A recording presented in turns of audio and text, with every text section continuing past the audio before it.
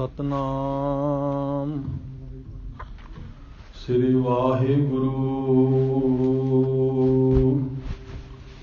ਸਾਹਿਬ JIO. Satnam ਸ੍ਰੀ ਵਾਹਿਗੁਰੂ ਸਾਹਿਬ JIO. ਡੰਡਾਤ ਬੰਦਨ ਅਨਕ ਬਾਰ ਸਰਬ ਕਲਾ ਸਮਰੱਥ ਡੋਲਨ ਤੇ ਰਾਖੋ ਪ੍ਰਭੂ ਨਾਨਕ ਦੇ ਕਰ ਹੱਥ। ਜੇਤਾ ਜੀਓ ਪਿੰਡ ਸਭ ਤੇਰਾ ਤੂੰ ਅੰਤਰਜਾਮੀ ਪੁਰਖ ਭਗਵਾਨ। ਦਾਸਨ ਦਾਸ ਕਹਿ ਜਨ ਨਾਨਕ ਜਿਹਾ ਤੂੰ ਕਰਾਹੇ ਤਿਹਾ ਹਉ ਕਰੀ ਵਖਿਆਨ। ਦਾਸਨ ਦਾਸ ਕਹਿ ਜਨ ਨਾਨਕ ਜਿਹਾ ਤੂੰ ਕਰਾਹੇ ਤਿਹਾ ਹਉ ਕਰੀ ਵਖਿਆਨ। ਵਾਹਿਗੁਰੂ ਜੀ ਕਾ ਖਾਲਸਾ ਵਾਹਿਗੁਰੂ ਜੀ ਕੀ ਫਤਿਹ। ਪਰਮ ਸਨਮਾਨਯੋਗ ਸਤਿਗੁਰੂ ਧੰਨ ਧੰਨ ਸਤਿਗੁਰੂ ਸਾਹਿਬ ਸ੍ਰੀ ਗੁਰੂ ਗ੍ਰੰਥ ਸਾਹਿਬ ਮਹਾਰਾਜ ਜੀ ਦੇ ਪਾਵਨ ਪਵਿੱਤਰ ਚਰਨਾਂ ਦੇ ਵਿੱਚ ਜੁੜ ਬੈਠੀ ਗੁਰਸਿੱਖ ਸਾਧ ਸੰਗਤ ਜੀਓ, ਵਡਭਾਗੀ ਹੋ। ਸਤਿਗੁਰੂ ਜੀ ਨੇ ਬਹੁਤ ਕਿਰਪਾ ਕੀਤੀ ਹੈ, ਸਾਨੂੰ ਆਪਣੇ ਚਰਨਾਂ ਦੇ ਵੱਲ ਲੈ ਕਰਕੇ ਆਂਦਾ ਹੈ। ਆਪਣੇ ਚਰਨਾਂ ਦੇ ਵਿੱਚ ਜੁੜ ਬੈਠਣ ਦਾ ਸੁਭਾਗ ਮਹਾਰਾਜ ਜੀ ਨੇ ਬਖਸ਼ਿਸ਼ ਕੀਤਾ ਹੈ। ਭਾਵੇਂ ਕਿ ਹਾਲਾਤ ਬਹੁਤੇ ਵਧੀਆ ਨਹੀਂ, ਇੱਕ ਭਿਆਨਕ ਬਿਮਾਰੀ ਦੇ ਫੈਲਣ ਕਰਕੇ ਹਰ ਪ੍ਰਾਣੀ ਬਚਾਅ ਵਿੱਚ ਰਹਿੰਦਾ ਹੈ, ਆਪਣੇ ਆਪ ਨੂੰ ਸੁਰੱਖਿਅਤ ਰੱਖਣ ਦਾ ਯਤਨ ਕਰਦਾ ਹੈ। ਕਈ ਵਾਰਾਂ ਕੋਈ ਜ਼ਰੂਰੀ ਨਹੀਂ ਜਿਹੜਾ ਮਨੁੱਖ ਪੂਰੇ ਨਿਯਮ ਨੂੰ ਪਾਲਦਾ ਹੈ, ਪੂਰੀਆਂ ਹਦਾਇਤਾਂ ਨੂੰ ਪਾਲਦਾ ਹੈ, ਕਿ ਉਹ ਡਰਦਾ ਹੋਵੇ। ਅਸੀਂ ਕਈ ਵਾਰ ਕਹਿ ਦਿੰਦੇ ਹਾਂ, ਲੈ ਇਹ ਬੰਦਾ ਬੜਾ ਡਰਦਾ ਹੈ। ਕਿਸੇ ਨੇ ਮਾਸਕ ਪਾਇਆ ਹੋਵੇ, ਕੋਈ ਬਿੱਥ ਬਣਾ ਕੇ ਰੱਖੇ, ਜਾਂ ਹੋਰ ਜਿਹੜੇ ਨਿਯਮ ਹਨ ਉਹਨਾਂ ਨੂੰ ਪਾਲੇ, ਤੇ ਅਸੀਂ ਕਹਿ ਦਿੰਦੇ ਹਾਂ ਜੀ ਇਹ ਬੰਦਾ ਬੜਾ ਡਰਦਾ ਹੈ। ਡਰਦਾ ਨਹੀਂ ਹੈ, ਉਹ ਸਿਆਣਾ ਹੈ। ਉਹ ਖੁਦ ਨਹੀਂ ਡਰਦਾ। ਉਹਦੀ ਸੋਚ ਹੋ ਸਕਦੀ ਹੈ ਕਿ ਮੇਰੇ ਕਰਕੇ ਕਿਸੇ ਦੂਸਰੇ ਨੂੰ ਕੋਈ ਤਕਲੀਫ ਨਾ ਆਵੇ, ਕਿਉਂਕਿ ਇਹ ਬਿਮਾਰੀ ਇੱਕ ਐਸੀ ਹੈ, ਇਸ ਵਿੱਚ ਅਸੀਂ ਆਪਣਾ ਵੀ ਭਲਾ ਸੋਚਣਾ ਹੈ, ਦੂਸਰੇ ਦਾ ਵੀ ਭਲਾ ਸੋਚਣਾ ਹੈ। ਆਪਣਾ ਭਲਾ, ਦੂਸਰੇ ਦਾ ਭਲਾ, ਇਹੀ ਸਿਆਣਪ ਹੈ। ਨਿਯਮਾਂ ਨੂੰ ਪਾਲਣਾ, ਕਿਸੇ ਕਾਇਦੇ ਕਾਨੂੰਨ ਨੂੰ ਪਾਲਣਾ, ਇਹ ਕੋਈ ਡਰਾਕਲਤਾ ਨਹੀਂ ਹੁੰਦੀ, ਇਹ ਸਮਝਦਾਰੀ ਹੁੰਦੀ ਹੈ। ਕਿਸੇ ਨਿਯਮ ਦੇ ਵਿੱਚ ਰਹਿਣਾ, ਕਾਇਦੇ ਕਾਨੂੰਨ ਨੂੰ ਪਾਲਣਾ ਸਹੀ ਢੰਗ ਦੇ ਨਾਲ, ਇਹ ਸਿਆਣਪ ਹੁੰਦੀ ਹੈ। ਜਦੋਂ ਅਸੀਂ ਨਿਯਮ ਨੂੰ ਨਹੀਂ ਪਾਲਦੇ, ਕਾਇਦੇ ਕਾਨੂੰਨ ਵਿੱਚ ਨਹੀਂ ਰਹਿੰਦੇ, फिर असीं अपना तो नुकसान करते ही करते हाँ, किसी दूसरे का भी करते हाँ। उदाहरण वजों असीं रोड ते जा रहे हाँ, जे असीं कहीए जी असीं नहीं डरदे, असीं ते अपनी मर्जी दे नाल कार की स्पीड रखांगे, अपनी मर्जी दे नाल जिथे लाल लाइटां होणगीਆਂ उत्थों भी लंघा लेके जावांगे, असीं नहीं जी डरदे। उन्होंने कौन दसे तूं ते डरदा नहीं, पर तेरी ये मूर्खता, तेरी ये बेसमझी तैनूं भी मुश्किल विच पाएगी, तू होर भी कईयां नूं दुख दे विच पा देवेगा। जदों एक बंदा नियम दे नाल चलदा है, सियाणप नाल चलदा है, तां वो आप भी सुखी रहिंदा है, दूसरियां नूं भी सुख दिंदा है। इसलिए जो महाराज ने हदायतां कीतियां ने, उन्हां नूं पालना साडा फर्ज है। सियाणप नाल चलना ये साडा फर्ज है। पर नाल नाल सतगुरु दे उपर विश्वास, भरोसा, उस अकाल पुरख वाहिगुरु ते विश्वास, यकीन बना के रखना, ये भी सिख दा मुढ़ला फर्ज है। विद्वान पुरुष कहते हैं, सिख बेप्रवाह है पर लापरवाह नहीं है। लापरवाह होना ये सियाणप नहीं, पर गुरु के उपर, परमात्मा के उपर मान होना, विश्वास होना, यकीन होना, ये बेप्रवाही है। होर किसी की कान कनौड़ नहीं मननी, सतगुरु ते विश्वास रखना, ये सिख दा मुढ़ला फर्ज है। गुरमुख प्यारे गुरु के कीर्तनीय शब्द गा रहे सन, गावो राम के गुण गीत, परमात्मा दे गीत गाने, उहदी सिफतो सलाह करनी, उहदा धन्नवाद करना, उहदा शुकराना करना, बस यही हन उसदे गीत गाने। इसनूं कहंदे हन उसदे गीत गाने। गुरु साहब जी ने साडे ते किड्डी किरपा कीती है, जो सानू बाणी बख्शिश कीती है, ये वख-वख छंदाबंदी विच है, वख-वख चालां विच है। जिहड़े गुरमुख प्यारे सहज पाठ करते हैं, वो इस गल नूं चंगी तरह समझणगे। जदों असीं बाणी पढ़ते हाँ, कोई भी राग शुरू हुंदा है तां पहलां शब्द आउंदे ने। जदों गुरु नानक साहब जी के शब्द समाप्त होंदे ने, फिर गुरु अमरदास जी महाराज के शब्द आ जाते हैं। पढ़न का थोड़ा जिहा आनंद बदल जाता है, थोड़ा जिहा स्वाद बदल जाता है। फिर गुरु रामदास जी महाराज के शब्द आ जाते हैं, फिर आनंद कुछ होर हो जाता है आनंद ही, पर थोड़ा जिहा उहदा गैका बदल जाता है। फिर पंजवें पातशाह के शब्द, फिर नौवें पातशाह के शब्द, है सारी बाणी विच आनंद। जिवें आपां सेब खा लीए, ਉਹਦੇ ਵਿੱਚ भी रस, संतरा खाइए ਉਹਦੇ ਵਿੱਚ भी रस, अंगूर खाइए ਉਹਦੇ ਵਿੱਚ भी रस, जिन्ने फल हैं सारियां विच रस है, पर है वखरा वखरा, अलग अलग। असी एक फल रोज़ खाई जाइए तो फिर असी दूसरा फल खाइए, थोड़ा टेस्ट बदल जाता है, स्वाद बदल जाता है। इस तरह बाणी विच है आनंद, पर जदों गुरु साहिबान की बाणी बदल बदल के आउंदी है तो आनंद होर हुंदा है। फिर अष्टपदियां आ जांदियां, फिर छंद आ जाते हैं, फिर वार आ जाती है, फिर भगत बाणी आ जाती है। इस तरह जदों असी प्रेम नाल ध्यान नाल बाणी पढ़ांगे तो पता भी नहीं लगता कितना समा हो गया। नहीं तो आम धार्मिक ग्रंथां दे विच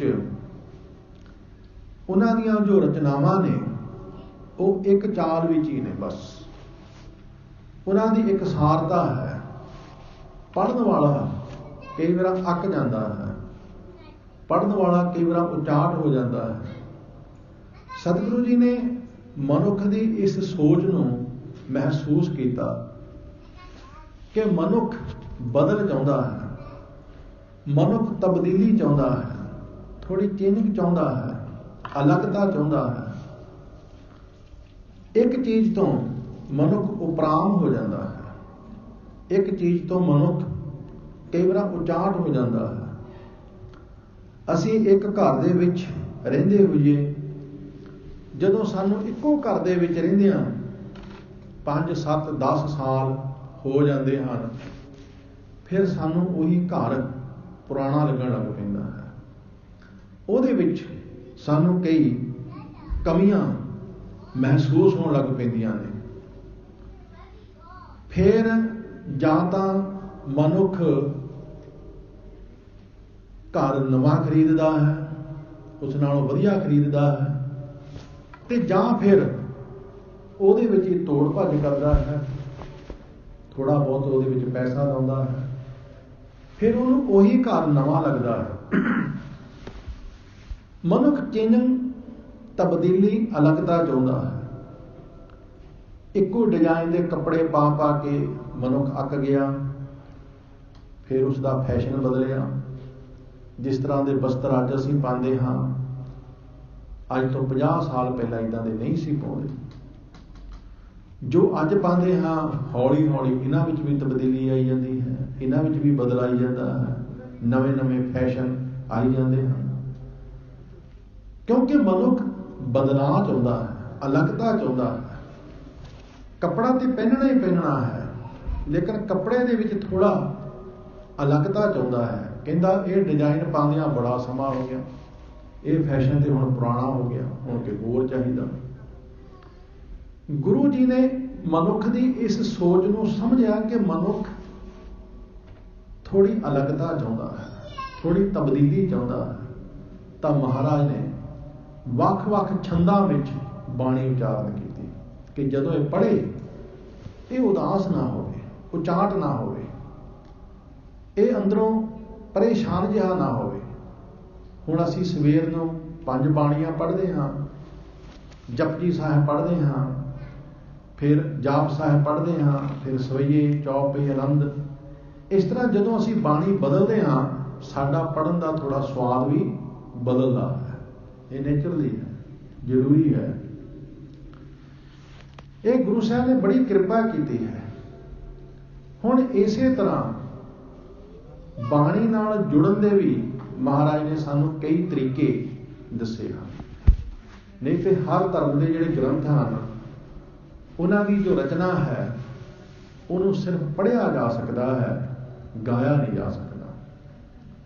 बस एको ही ढंग, एको ही तरीका, सिर्फ पढ़ सकते हैं। लेकिन ये जो बाणी है, इस बाणी नाल जुड़न दे 5 तरीके ने। इस बाणी नाल जुड़न दे 5 तरीके ने। 5 ढंगां नाल, 5 तरीकिਆਂ नाल असीं इस बाणी दे नाल जुड़ सकते हैं। सब तो पहला है बाणी पढ़नी। बाणी पढ़नी ये सब तो पहला है। हर सिख थोड़ी बहुत बाणी जरूर पढ़े, बहुता नहीं तो जपजी साहिब का पाठ तो जरूर करे। जे वधीक पढ़ सकता होर भी ज़्यादा। करोने के दिनों विच जदों लॉकडाउन सी, बड़ी सख्ती नाल सारे लोग घरां विच सन, ते बड़े परिवार जिन्हां ने सहज पाठ कीते। गुरु घरां दे विचों आण के वो सेंचियां लै जांदे सी ते घर विहले सन।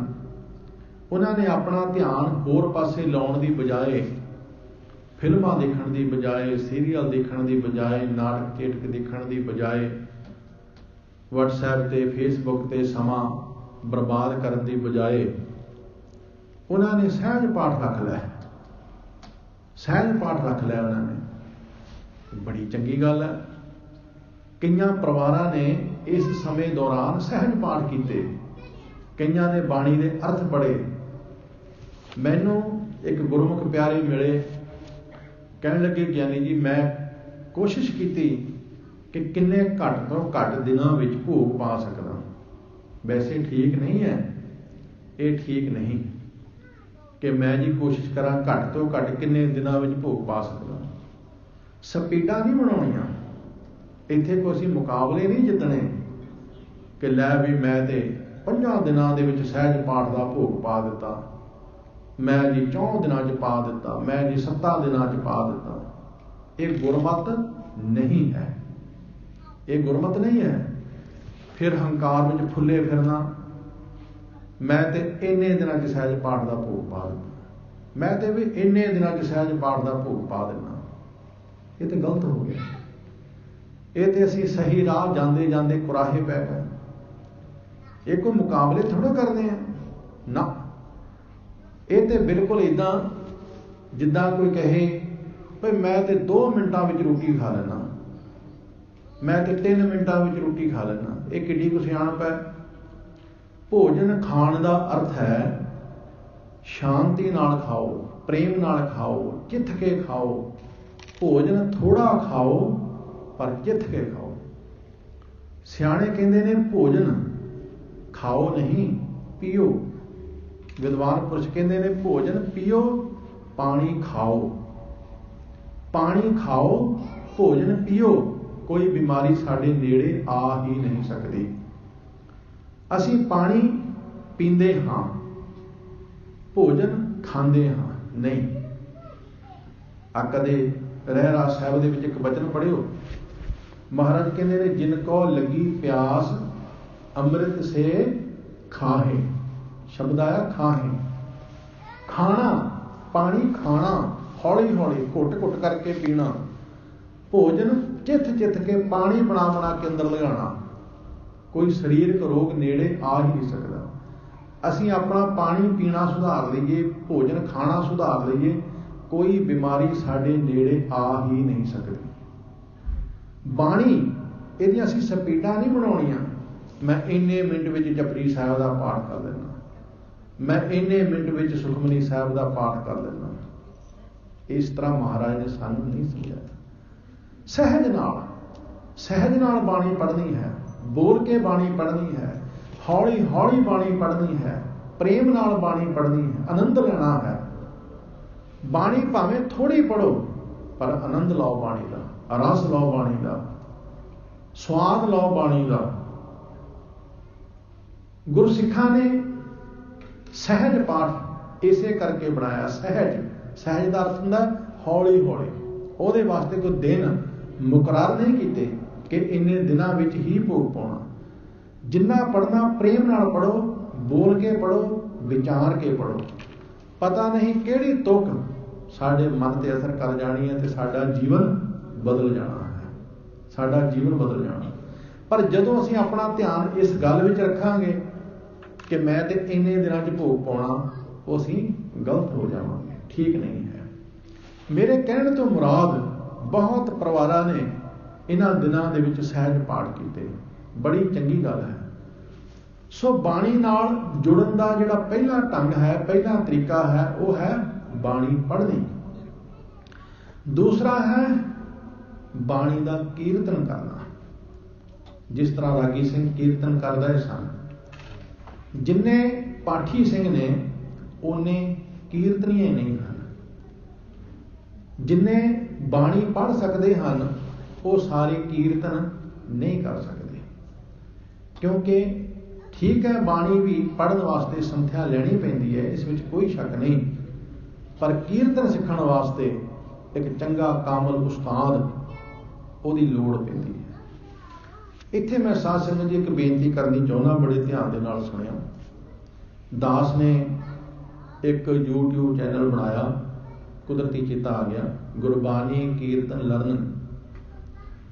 ਉਹਦੇ ਵਿੱਚ दास गुरबाणी कीर्तन सिक्ख्या का लैसन दिंदा। 10 एपीसोड ਉਹਦੇ बन गए। सो ਜਿਹੜੇ बच्चे बच्चियां ਜਾਂ गुरमुख प्यारे भैणां बीबियां कीर्तन सीखण दे चाहवान होण वो मेरा YouTube चैनल जिहड़ा सबसक्राइब करन, उन्हां नूं बड़ा लाभ मिलेगा। ते जां वो मैनूं अपना WhatsApp नंबर देण ते मैं उन्हां नूं लिंक भेजांगा ते उन्हां दी मदद भी करांगा। बहुत विद्यार्थियों दीयां क्लासां मैं फोन ते ही लाउंदा रहा लॉकडाउन दे विच।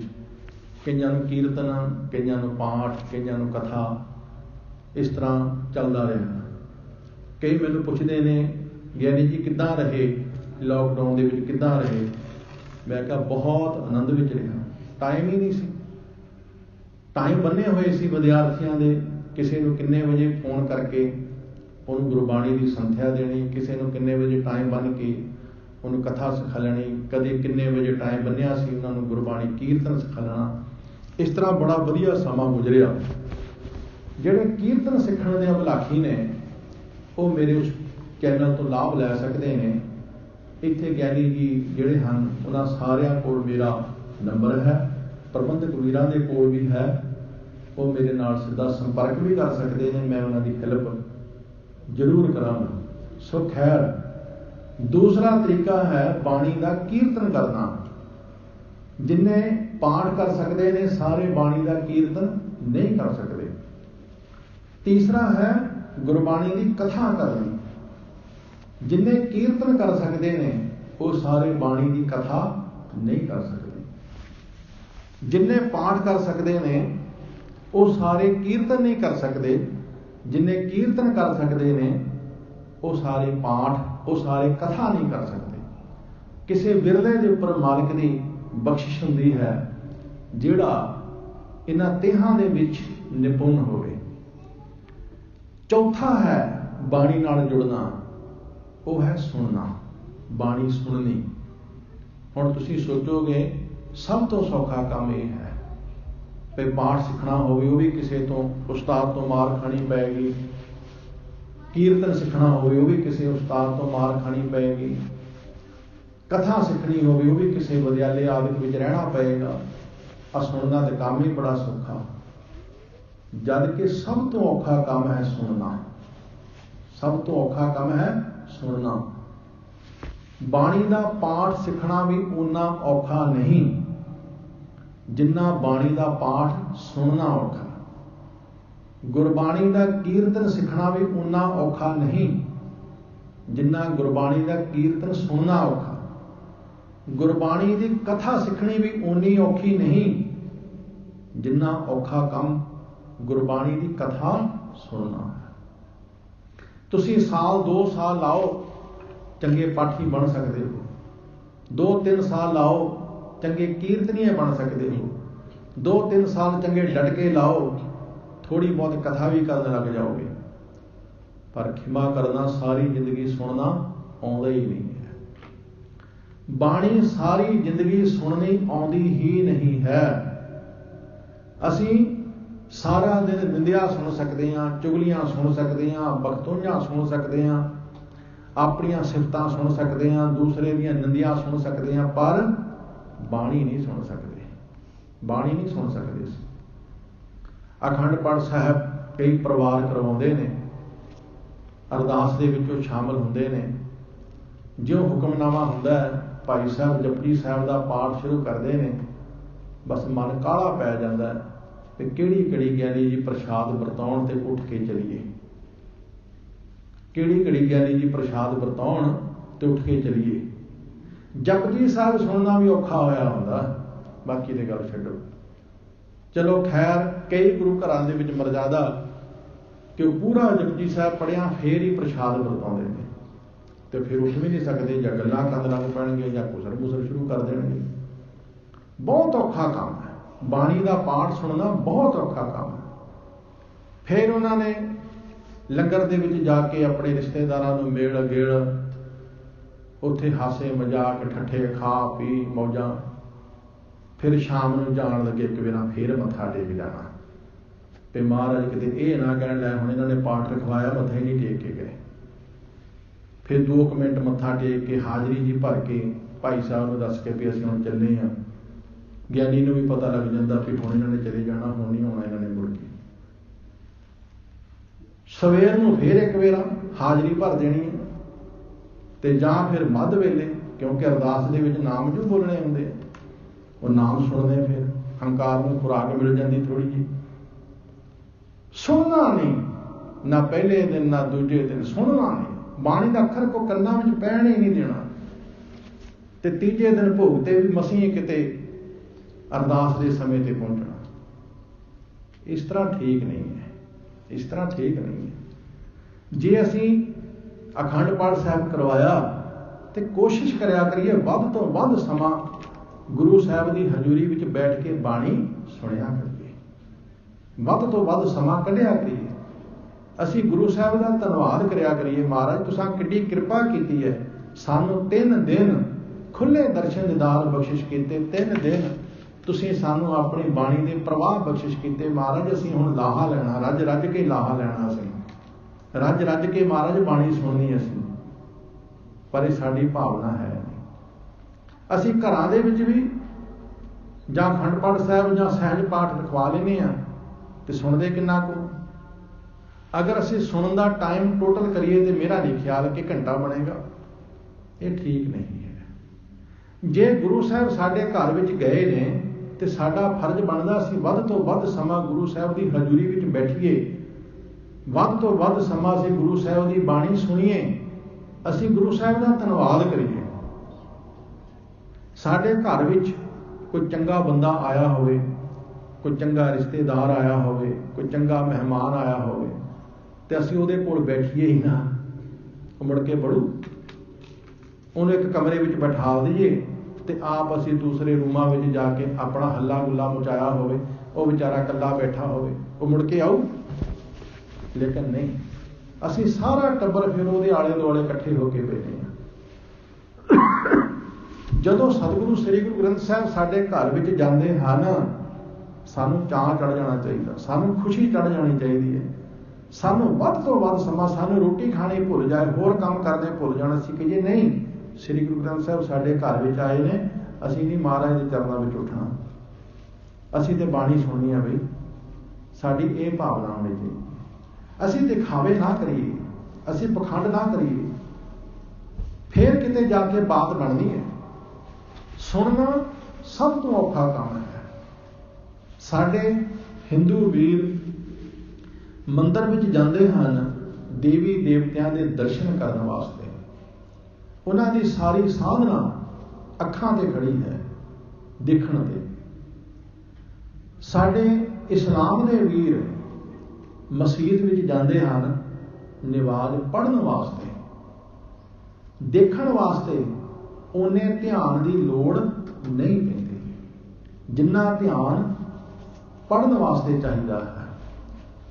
ਲੇਕਿਨ ਸਿੱਖ ਗੁਰਦੁਆਰੇ ਜਾਂਦਾ ਹੈ ਸੁਣਨ ਵਾਸਤੇ, ਸਿੱਖ ਗੁਰਦੁਆਰੇ ਜਾਂਦਾ ਹੈ ਸੁਣਨ ਵਾਸਤੇ।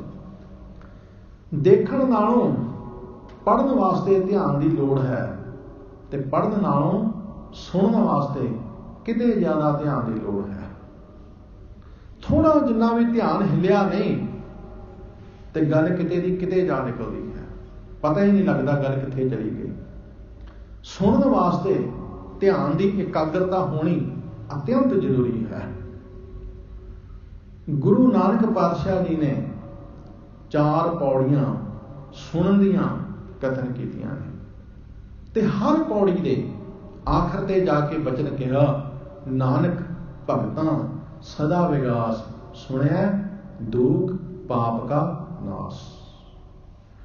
ਗੁਰੂ ਨਾਨਕ ਸਾਹਿਬ ਕਹਿੰਦੇ ਨੇ, ਅਗਰ ਤੁਸੀਂ ਗੁਰੂ ਨੂੰ ਸੁਣਨਾ ਸਿੱਖ ਲਿਆ, ਪਰਮਾਤਮਾ ਨੂੰ ਸੁਣਨਾ ਸਿੱਖ ਲਿਆ, ਤੁਹਾਡੇ ਦੁੱਖਾਂ ਤੇ ਪਾਪਾਂ ਦਾ ਨਾਸ ਹੋ ਜਾਵੇਗਾ। ਬਸ ਸੁਣਨਾ ਸਿੱਖ ਲਓ। ਸਿੱਖ ਕਿੰਨਾ ਇਕਾਗਰ ਹੋ ਕੇ, ਕਿੰਨਾ ਧਿਆਨ ਨਾਲ ਸਤਿਗੁਰੂ ਨੂੰ ਸੁਣਦਾ ਹੈ, ਉਨਾ ਹੀ ਜ਼ਿਆਦਾ ਉਹ ਸਤਿਗੁਰੂ ਦੇ ਨੇੜੇ ਹੈ। ਜਿਹੜਾ ਸਿੱਖ ਟਿਕਾਉ ਨਾਲ, ਧਿਆਨ ਨਾਲ ਬਾਣੀ ਸੁਣਦਾ ਨਹੀਂ, ਬਾਣੀ ਦਾ ਕੀਰਤਨ ਸੁਣਦਾ ਨਹੀਂ, ਬਾਣੀ ਦੀ ਕਥਾ ਸੁਣਦਾ ਨਹੀਂ, ਉਹ ਸਿੱਖ ਗੁਰੂ ਦੇ ਨੇੜੇ ਨਹੀਂ ਹੋ ਸਕਦਾ। ਕਿਸੇ ਦੇ ਨੇੜੇ ਹੋਣ ਵਾਸਤੇ ਉਹਨੂੰ ਸੁਣਨਾ ਅਤਿਅੰਤ ਜ਼ਰੂਰੀ ਹੈ। बहुत जरूरी है। दुनियावी तौर पर जदों असीं किसी नूं सुणदे ही नहीं, असीं उस नालों टुट जाते हैं, असीं उस तो दूर हो जाते हैं। गुरु दे नेड़े असीं तां ही हो सकते हैं जे असीं गुरु नूं सुणांगे। गुरु जी की कह रहे हैं? रोजाना बचन असीं पढ़ते हैं गुरु अमरदास जी महाराज का, दुख रोग संताप उतरे सुनी सच्ची बाणी। महाराज कहते ने किते तुसीं ये सच्ची बाणी सुननी सिख लवो, तुहाडे दुख संताप सब उतर जाणगे। जे असीं दुखी हाँ, जे असीं संताप विच हाँ, जे असीं परेशान हाँ, इनका मतलब असीं गुरु नूं सुणदे नहीं हाँ। दोष साडा है, गुरु का दोष नहीं है। बिल्कुल इस तरह जिवें सूरज कह रहा होवे, ऐ मनुख अखां खोल के चल, तेनों ठेडा नहीं लगेगा। अखां खोल के चल, तू डिगेगा नहीं, तू राह भुलेगा नहीं, मैं तेनों रोशनी दे रहा हाँ, तू सिर्फ इन्ना काम करना कि अखां खोल के चल। मनुख कहता नहीं, मैं अखां बंद करके चलना है। हुण सूरज प्रकाश दे रहा, सूरज रोशनी दे रहा, बंदा अखां बंद करके चल रहा, कहता सूरज मैनू ठेडे क्यों लगते, मैं राह क्यों भुल गया। सूरज कहता भलिया मैं तो तेनों भी उन्नी रोशनी दे रहा जिन्नी बाकियां नूं दे रहा, फर्क इन्ना कि तू अखां मीट के चल रहा। कसूर तेरा, दोष तेरा, दोष मेरा नहीं। सतगुरु ते सानू अटल फैसला सुना रहे ने, दुख रोग संताप उतरे सुनी सच्ची बाणी। तू बाणी सुन सही, तेरे सारे दुख संताप उतरनगे। तू सुनते सही। जे असीं नहीं सुनते, दोष साडा है, दोष साडा है, कसूर साडा है। सतगुरु ने तो सानू स्पष्ट शब्दों में कह दिता, सुने दुख पाप का नाश। सुन के तेरे दुख ते पाप नाश होणगे, पर सुनते सही। असीं सुनते नहीं, साडे विच कमी है, साडे विच घाट है, असीं उचाट हो जाते हैं। क्यों नहीं सुनते? क्योंकि असीं झूठ सुनने विच ज़्यादा तरजीह रखते हैं। झूठ सुनने विच आ जिहड़े गाने ने ये झूठ ने, ये असीं सुनते हैं। कलाकार बड़ियां डींगां मारते हैं, कहते जी 10 करोड़ तो वध हो गया, 11 करोड़ तो वध हो गया। की फर्क पैण लगा? कूड़ नूं सुनन वालियां दी गिणती जिन्नी मर्जी वध जावे, इस नाल की फर्क पैण लगा जी? इस नाल की फर्क पैण लगा? दुनिया ते जिन्ने गरीब ने उन्ने कोई अमीर थोड़ो ने। दुनिया ते जिन्ने अनपढ़ ने कोई उन्ने पढ़े लिखे थोड़ो ने। दुनिया ते जिन्ने मरीज ने उन्ने कोई डॉक्टर थोड़े ने। दुनिया ते जिन्ने स्टूडेंट ने उन्ने कोई टीचर थोड़ो ने। इस नाल की फर्क पैण लगा? एक हॉस्पिटल दे विच मरीज ज़्यादा होंदे ने, डॉक्टर बहुत घट होंदे ने। एक पूरे हॉस्पिटल दे विच डॉक्टरां दी गिणती बहुत घट होंदी है, पर मरीजां दी गिणती बहुत ज़्यादा होंदी है। तुसीं जदों हॉस्पिटल जाते हो, उत्थे तुसीं कदे नहीं देखोगे एक डॉक्टर चला गया दूसरा डॉक्टर आ गया। नहीं, तुसीं देखोगे एक मरीज आ गया दूसरा चला गया, एक आ गया तो दूसरा चला गया। लेकिन तुसीं कहो कि ये जी हॉस्पिटल बड़ा चलदा, इत्थे मरीज बड़े आते हैं। मरीजों के वधण दे नाल कोई हॉस्पिटल की तरक्की थोड़ा होती है। मरीजों के वधण दे नाल किसी देश की तरक्की थोड़ा हो जाती है। मरीजों के वधण दे नाल किसी शहर या किसी टाउन की तरक्की थोड़ा हो जाती है। एक हॉस्पिटल दे विच मरीज आउंदे होण ते कोई कहे जी ये शहर बड़ा तरक्की कर गया, इत्थे मरीज बड़े ने। शहर डॉक्टरां नाल तरक्की कर सकता है, मरीजों नाल तरक्की थोड़ा कर सकता है। किसी शहर में स्टूडेंट बढ़ जान, टीचर होण ही ना, तो असीं ये थोड़ा कहांगे जी ये शहर बड़ी तरक्की कर गए, इत्थे तो स्टूडेंट ही बड़े ने, विद्यार्थी बड़े ने। शहर की तरक्की होंदी है टीचरां नाल, स्टूडेंटां नाल तरक्की नहीं होंदी। इस वास्ते कूड़ा करकट सुनने वाले जिन्ने मर्जी वध जान, उहदे नाल कोई कौम, उहदे नाल कोई देश तरक्की नहीं कर सकता। तरक्की तां है सच सुनने वाले किन्ने ने, सच नूं जानण वाले किन्ने ने, सच बोलण वाले किन्ने ने। इसलिए साडी तरक्की तां है असीं किन्नी बहु गिणती विच गुरु नूं सुणदे हां, किन्नी बहु गिणती विच गुरु नाल जुड़दे हां। क्योंकि बाणी सच्ची है। आब हो सिख सतगुरु के प्यारे हो गावो सच्ची बाणी, ते साडे अंदर कूड़ है, साडे अंदर झूठ है। साडे अंदर दा कूड़ सानू इस सच्ची बाणी दे नाल जुड़न नहीं दिंदा। गुरु अमरदास जी महाराज दे वचन ने, ए श्रवण हो मेरी हो, साचा सुनने नो पठाए, साचा सुनने नो पठाए, शरीर लाए सुनो सत बाणी। जित सुनी मन तन हरिया हुआ, रसना रस समाणी। हे कन्नो, थानू शरीर नाल ला के भेजिया है ते तुसी हुण सत बाणी सुनो, सत दी बाणी सुनो। ये जो बाणी है ये सत है, ये सत तो आई है, सत है, इसलिए ये सुनो। लेकिन साडे कन निंदिया सुन सुन के, झूठ सुन सुन के, कूड़ सुन सुन के सच दे नाल टुट चुके हैं। सच जिहड़ा है वो हुण फिक्का लगदा है, सच जिहड़ा है वो हुण सानू कौड़ा लगदा है, लेकिन जिहड़ा झूठ है वो सानू मिठा लगदा है। गुरु नानक साहब जी का एक वचन, कूड़ मिठा कूड़ माखियों, कूड़ डोबै कूड़। महाराज कहते ने कूड़ इदा मिठा लगदा, इदा चंगा लगदा जिवें शहद मिठा हो।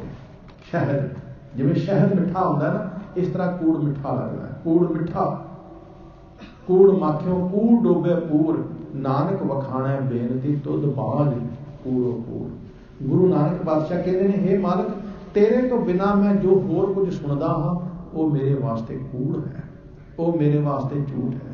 एक तेरा नाम ही सत है, एक तेरा नाम ही सच है। इसलिए चौथा साधन महाराज ने दसिया है सुनना, ते एक पंजवां है, पंजवां है मनना।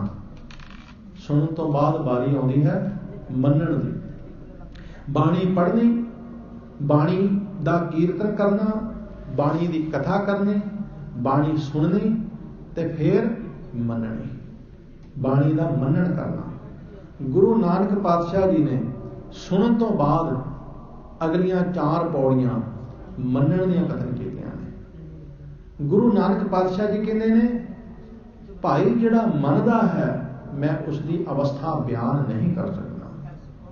जे सुनिया ही नहीं तो असीं मन भी नहीं सकते। मनांगे तां जे सुनिया है, जे मनिया नहीं तो सुनिया भी नहीं। सुभाविक है, कोई बजुर्ग घर दे विच किसी जी नूं कहंदा है, बेटा पानी का गिलास दे, सुनते लिया, लेकिन उसने पानी का गिलास दिता नहीं। वो बजुर्ग की कहंदा, काका तेनू सुनिया नहीं, मैनू पानी का गिलास नहीं, सुनते लिया सी लेकिन मनिया नहीं। जे मनिया नहीं तो सुनिया भी नहीं। सुनने का अर्थ ही है कि मन लिया। गुरु नानक साहब कहते ने, मन्ने की गात कही ना जाए। जिसने मन लिया उस मनन वाले परमात्मा के प्यारे की अवस्था बयान की नहीं जा सकती, दसिया ही नहीं जा सकता। कि जिसने गुरु के शब्द को मन लिया, की बयान करोगे उसकी अवस्था। मन्ने की गात कही ना जाए, जे को कह पिछे पछताए। कागज कलम ना लिखण हार, मन्ने का बह करन विचार। कोई हो जी कागज नहीं, कोई हो जी कलम नहीं, कोई हो जा लिखारी नहीं, जेड़ा उस मनन वाले दे अवस्था नूं लिख सके, विचार कर सके। वो इन्ना उच्चा, इन्ना महान हो जाता है। गुरु नानक पातशाह जी की बाणी नूं, गुरु नानक पातशाह जी के शब्द नूं, गुरु नानक साहब के वचन नूं जिसने मन्निया वो संत बन गया। जिसने मन्निया वो संत बन गया। ते मनन वास्ते कोई समा नहीं लगता, मनन वास्ते कोई समा नहीं लगता। मनना एक खिन विच हो सकता है, नहीं मनना सारी जिंदगी भी नहीं हो सकता। बाणी पढ़न वास्ते हो सकता कई साल लग जान, बाणी का कीर्तन सीखण वास्ते हो सकता कई साल लग जान, कथा सीखण वास्ते हो सकता कई साल लग जान, लेकिन सुनने वास्ते हो सकता समा लग जाए। कन्नां नूं गिझाना पैंदा है, क्योंकि साडा शरीर का हर अंग गिझ जाता है। असी जिस भी अंग नूं जिथे भी गिझा लईए अपने आप ही उत्थे लग जाता है।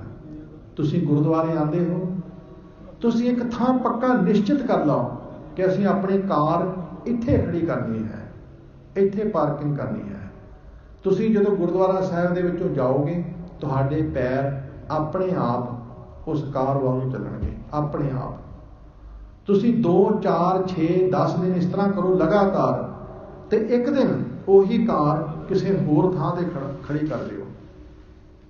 ਹੁਣ ਉਹੀ ਕਾਰ ਕਿਸੇ ਥਾਂ ਨੂੰ ਚੇਂਜ ਕਰਕੇ ਬਦਲ ਕੇ ਖੜੀ ਕਰ ਦਿਓ, ਲੇਕਿਨ ਤੁਹਾਡੇ ਪੈਰ ਆਪਣੇ ਆਪ ਉਹ ਪਹਿਲੀ ਵਾਲੀ ਜਗ੍ਹਾ ਤੇ ਜਾਣਗੇ। ਉੱਥੇ ਜਾ ਕੇ ਤੁਸੀਂ ਲੱਭੋਗੇ, ਫਿਰ ਤੁਹਾਨੂੰ ਚੇਤਾ ਆਏਗਾ ਕਿ ਅੱਜ ਇਹ ਥਾਂ ਨਹੀਂ, ਮੈਂ ਦੂਸਰੀ ਥਾਂ ਤੇ ਖਿਲਾਰੀ ਹੈ। ਕੋਈ ਵੀ ਕੰਮ ਹੈ, ਤੁਸੀਂ ਆਪਣਾ ਜੋੜਾ ਇੱਕ ਥਾਂ ਤੇ ਖੋਲ੍ਹਣਾ ਸ਼ੁਰੂ ਕਰ ਦਿਓ, ਪੈਰ ਆਪਣੇ ਆਪ ਉਸ ਪਾਸੇ ਨੂੰ ਜਾਣਗੇ।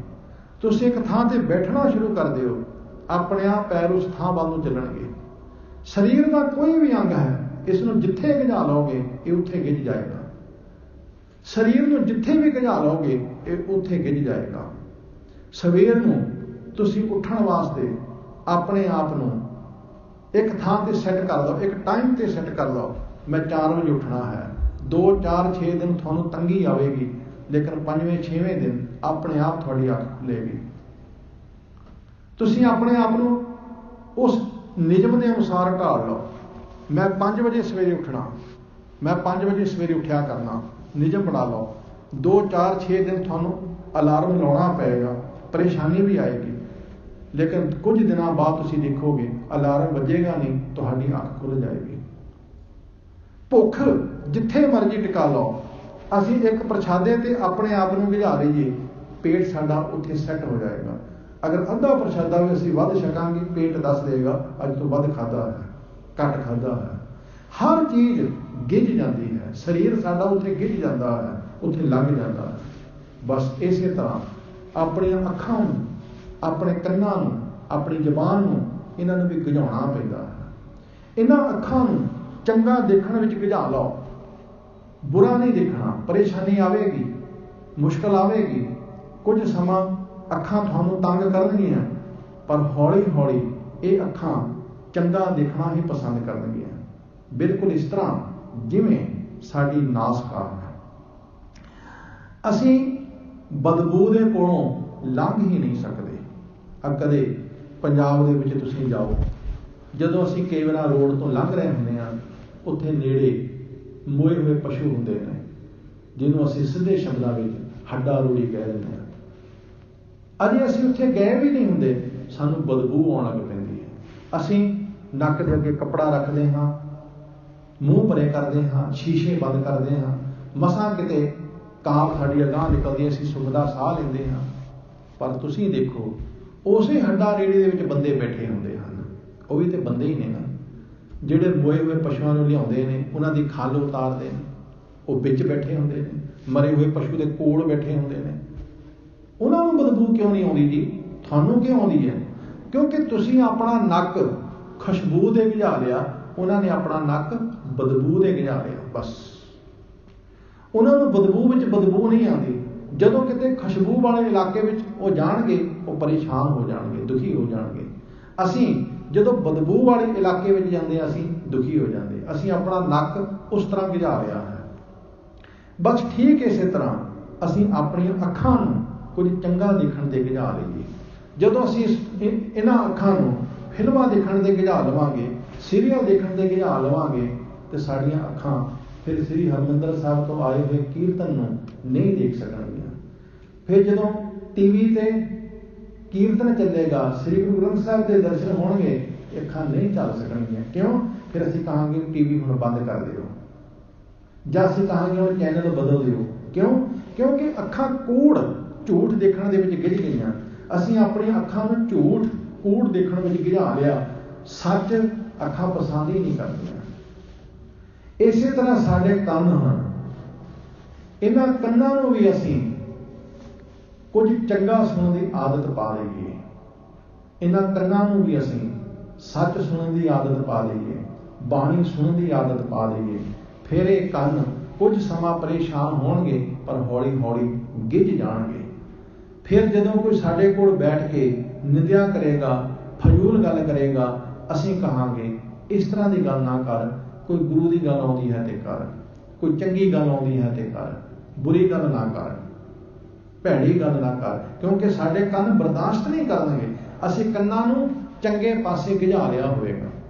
ਅਸੀਂ ਆਪਣੀ ਜ਼ਬਾਨ ਨੂੰ ਚੰਗਾ ਬੋਲਣ ਤੇ ਗਿਝਾ ਸਕਦੇ ਹਾਂ। ਹਰ ਅੰਗ ਨੂੰ ਅਸੀਂ ਚੰਗੇ ਪਾਸੇ ਗਿਝਾ ਸਕਦੇ ਹਾਂ, ਲਾ ਸਕਦੇ ਹਾਂ। ਬਸ ਥੋੜੀ ਕੋਸ਼ਿਸ਼ ਕਰਨੀ ਪੈਂਦੀ ਹੈ, ਥੋੜਾ ਯਤਨ ਕਰਨਾ ਪੈਂਦਾ ਹੈ, ਥੋੜੀ ਮਿਹਨਤ ਕਰਨੀ ਪੈਂਦੀ ਹੈ, ਥੋੜਾ ਉਦਮ ਕਰਨਾ ਪੈਂਦਾ ਹੈ। ਜਦੋਂ ਚੰਗੇ ਪਾਸੇ ਨੂੰ ਸਾਡਾ ਸਰੀਰ ਲੱਗ ਜਾਂਦਾ ਹੈ, ਅਸੀਂ ਸ਼ਾਮ ਨੂੰ ਗਿਝਾ ਲਈਏ ਕਿ ਕਥਾ ਸੁਣਨ ਜਾਣਾ ਹੈ, ਆਪਣੇ ਆਪ ਪੈਰ ਉਸ ਪਾਸੇ ਨੂੰ ਚੱਲਣਗੇ। ਅਸੀਂ ਪੈਰਾਂ ਨੂੰ ਗਿਝਾ ਲਈਏ, ਨਹੀਂ ਸ਼ਾਮ ਨੂੰ ਪੱਬ ਵਿੱਚ ਜਾਣਾ ਹੈ, ਸਾਡੇ ਪੈਰ ਆਪਣੇ ਆਪ ਉਸ ਪਾਸੇ ਨੂੰ ਚੱਲਣਗੇ। ਅਸੀਂ ਕਿਸ ਪਾਸੇ ਨੂੰ ਤੁਰਨਾ ਹੈ, ਸਰੀਰ ਨੂੰ ਉਸ ਪਾਸੇ ਨੂੰ ਗਿਝਾਣਾ ਹੈ। ਇਸੇ ਲਈ ਗੁਰੂ ਅਮਰਦਾਸ ਜੀ ਮਹਾਰਾਜ ਕਹਿੰਦੇ ਨੇ, ਇਹ ਸਰੀਰਾ ਮੇਰਿਆ ਇਸ ਜਗ ਮਹਿ ਆਇਕੈ, ਕਿਆ ਤੁਧ ਕਰਮ ਕਮਾਇਆ। ਕਸੂਰ ਸਰੀਰ ਦਾ ਨਹੀਂ ਸੀ, ਕਸੂਰ ਸਾਡਾ ਸੀ।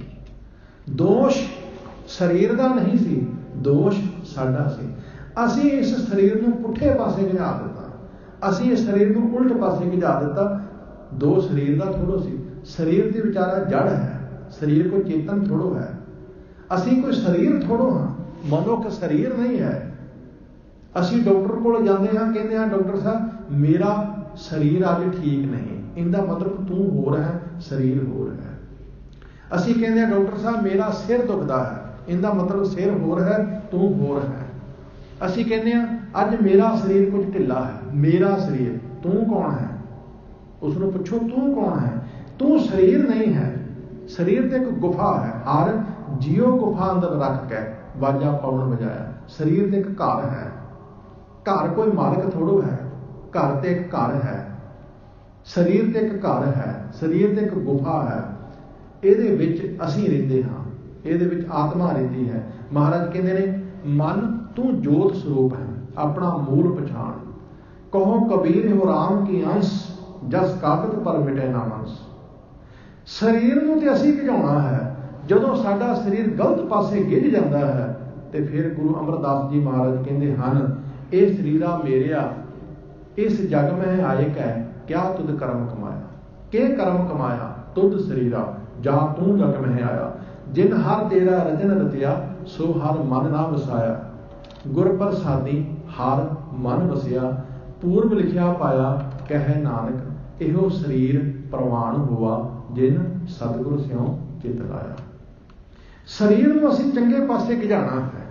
ਬਸ ਮਹਾਰਾਜ ਕਹਿੰਦੇ ਨੇ ਜਦੋਂ ਇਸ ਸਰੀਰ ਨੂੰ ਅਸੀਂ ਸੁਣਨ ਵੱਲ ਗਿਝਾ ਲਿਆ ਤੇ ਸਰੀਰ ਮੰਨੇਗਾ ਵੀ। ਜਦੋਂ ਅਸੀਂ ਸੁਣਨ ਵੱਲ ਗਿਝਾ ਲਿਆ, ਮੰਨੇਗਾ ਵੀ। ਸੁਣਿਆ, ਹੁਣ ਮੰਨ ਵੀ ਲਿਆ। ਬਹੁਤ ਐਸੇ ਗੁਰਮੁਖ ਪਿਆਰੇ ਤੁਹਾਨੂੰ ਮਿਲਣਗੇ ਜਿਨ੍ਹਾਂ ਨੇ ਇੱਕ ਵੇਰਾ, ਦੋ ਵੇਰਾ, ਚਾਰ ਵੇਰਾ ਸਤ ਸੰਗਤ ਕੀਤੀ, ਜੀਵਨ ਬਦਲ ਗਿਆ, ਜੀਵਨ ਮਹਾਨ ਹੋ ਗਿਆ, ਜੀਵਨ ਉੱਚਾ ਸੁੱਚਾ ਹੋ ਗਿਆ। ਮੇਰੇ ਇੱਕ ਬੜੇ ਪਰਮ ਮਿੱਤਰ ਭਾਈ ਸਤਨਾਮ ਸਿੰਘ ਜੀ ਬਿਰਦੀ ਸਾਹਿਬ ਹੁਣ ਨਹੀਂ ਰਹੇ, ਹੁਣ ਨਹੀਂ ਰਹੇ। ਉਹ ਕਰੋਨੇ ਦੀ ਭੇਟ ਚੜ੍ਹ ਗਏ। ਬੜੇ ਚੰਗੇ ਚੰਗੇ ਗੁਰਮੁਖ ਪਿਆਰੇ ਇਸ ਕਰੋਨੇ ਦੀ ਭੇਟ ਚੜ੍ਹ ਗਏ।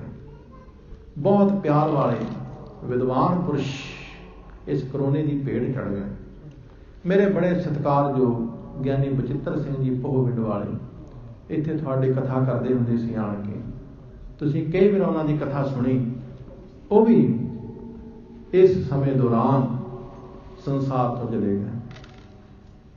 ਭਾਈ ਅਮਰੀਕ ਸਿੰਘ ਜੀ ਸਨ ਸਾਊਥ ਹਾਲ ਦੇ ਹੈੱਡ ਗ੍ਰੰਥੀ, ਬੜੇ ਚੜ੍ਹਦੀ ਕਲਾ ਵਾਲੇ ਗੁਰਮੁਖ ਪਿਆਰੇ, ਬਹੁਤ ਹੀ ਚੰਗੇ ਪੂਰਨ ਗੁਰਸਿੱਖ। ਉਹ ਵੀ ਇਸ ਕਰੋਨੇ ਦੀ ਭੇਟ ਚੜ੍ਹ ਗਏ।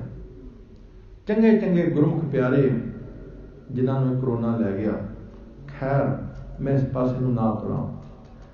ਸਰਦਾਰ ਸਤਨਾਮ ਸਿੰਘ ਜੀ ਵਿਰਦੀ ਬੜੇ ਗੁਰਮੁਖ ਪਿਆਰੇ ਸਨ। ਉਮਰ ਵੀ ਕੁਛ ਨਹੀਂ ਸੀ ਉਹਨਾਂ ਦੀ। ਜੋ ਮਾਲਕ ਦੀ ਲੀਲਾ। ਉਹ ਮੈਨੂੰ ਮਿਲਦੇ ਹੁੰਦੇ ਸਨ ਸਾਊਥ ਹਾਲ ਜਦੋਂ ਜਾਈਦਾ ਸੀ ਕਥਾ ਕਰਨ।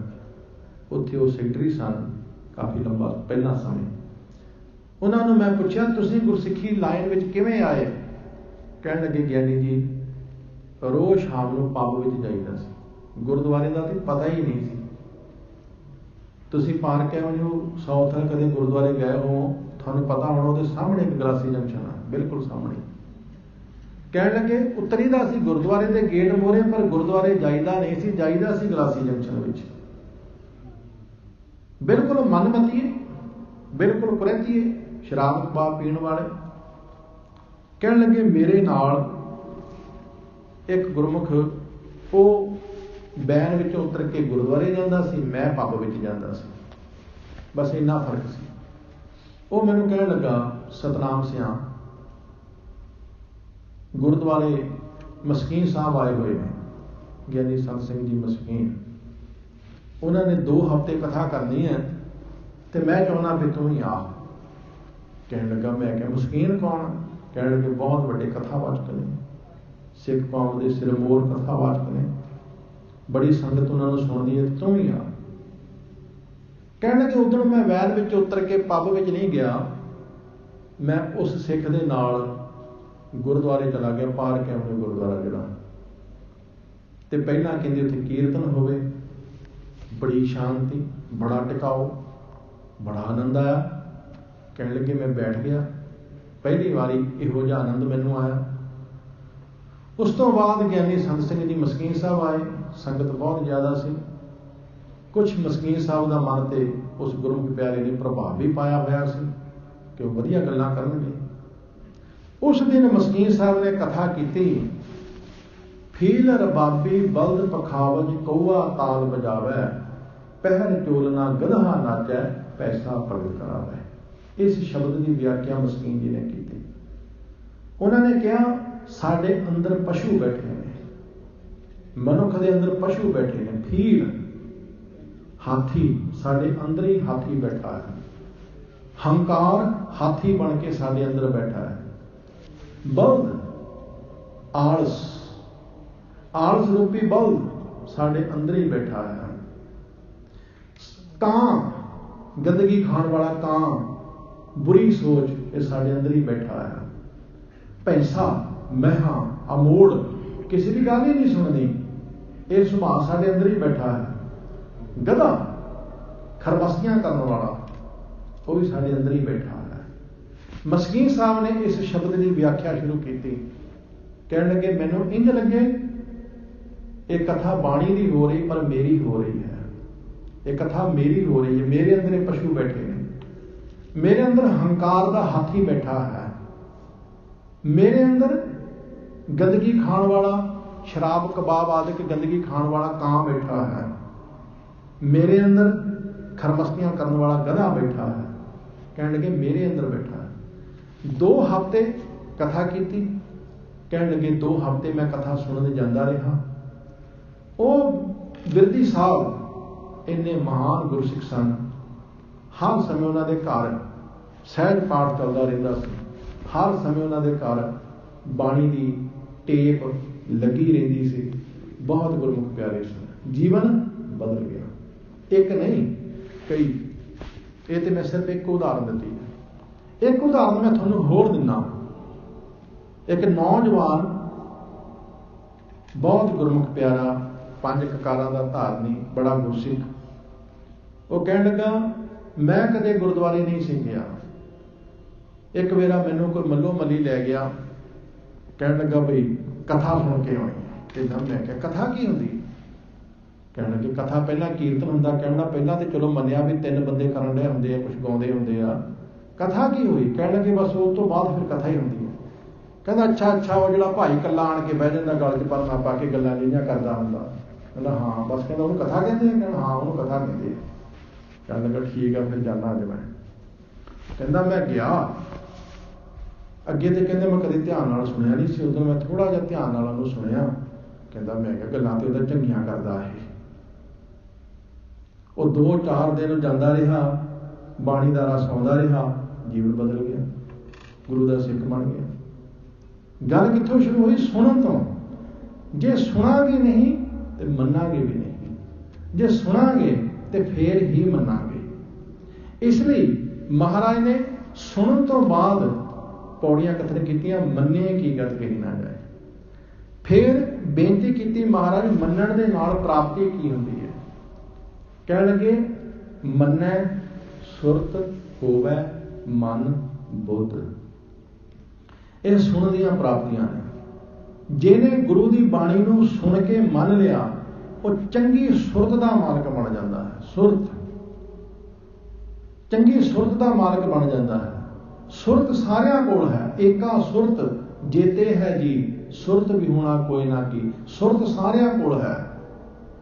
परमात्मा ने हथ सारिਆਂ ਨੂੰ ਦਿੱਤੇ ਨੇ, पर कोई ना हत्थां नाल कतल करदा, कोई ना हत्थां नाल किसी दी जान बचाउंदा, कोई ना हत्थां दे नाल किरत करदा, कोई ना हत्थां नाल चोरी करदा। हथ ते रब ने सारिਆਂ ਨੂੰ ਦਿੱਤੇ ने। परमात्मा ने सुरत सारिਆਂ ਨੂੰ ਦਿੱਤੀ है। कोई इस सुरत ਨੂੰ बुरे पासे ला के रखदा, कोई इस सुरत ਨੂੰ चंगे पासे ला के रखदा।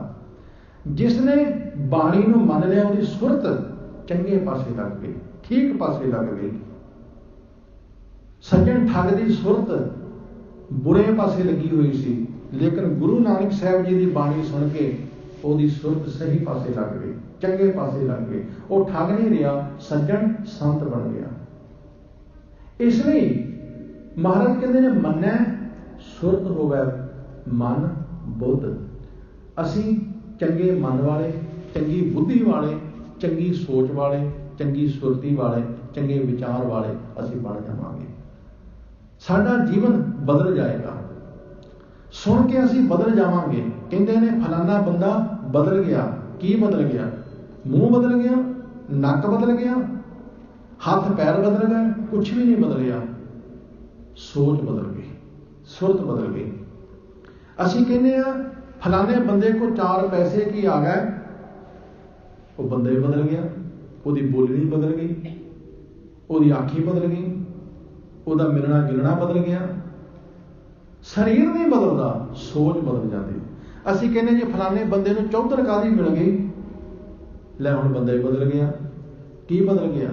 सोच बदल गई। बस जदों असी गुरु शब्द को सुनते हाँ, बाणी को मनते हाँ, साडा शरीर नहीं बदलता, साडी सोच बदलती है। सोच विचारधारा बदल जाती है। बुरी सोच तो चंगी विचार बन जाती है। बचित्र नाटक दे विच एक बड़ा सुंदर बचन आउंदा, मैं तुहाडी सेवा विच रखदा। ਉਹਦੇ ਵਿੱਚ गुरु जी कहते ने राक्षस भी उही हुंदा है, देवता भी उही हुंदा। सुर ते असुर दोहां दे शरीरां विच कोई फर्क नहीं हुंदा। ये नहीं कि जिहड़ा देवता है ਉਹਦੇ शरीर ते कुछ होर तरह दे अख, होर तरह दे कंन, होर तरह दा नक ना। जिहड़ा राक्षस है ਉਹਦੇ होर तरह ना। शरीर इक्को जिहा ही हुंदा है, सिर्फ कर्म विच फर्क हुंदा। कहंदे ने साध कर्म जे पुरख कमावै, नाम देवता जगत कहावै। कुकिरत कर्म जे जगमो करही, नाम असुर तिन को सब तरही। जे कोई साधुआं वाले कर्म करता है, लोग कहते ने इत्थे साध है, इत्थे संत है। जे कोई कुकिरत बुरे कर्म करता है, पाप करता है, लोग कहते ने इत्थे दैंत है, इत्थे राक्षस है, इत्थे मंद बुद्धि है। गुरु की बाणी साडी सोच में बदलती है, ते सोच कर्म में बदलता है। जिहो जी साडी सोच हुंदी है, उहो जिहा साडा कर्म हुंदा है। जे बुरी सोच है, कर्म भी साडा बुरा होवेगा। जे सोच चंगी है, साडा कर्म भी चंगा होवेगा। जदों सतगुरु की बाणी साडी सुरत नूं, साडे मन नूं, साडी बुद्धि नूं चंगिया बना दिंदी है, फिर साडा कर्म भी सरबत दे भले वाला हुंदा है, दूसरियां दा भला करन वाला हुंदा है। इसनूं गुरु अर्जन देव जी महाराज कहते हैं, साध नाम निर्मलता के कर्म। ਉਹਦੇ कर्म पवित्र हो जाते हैं, पावन हो जाते हैं।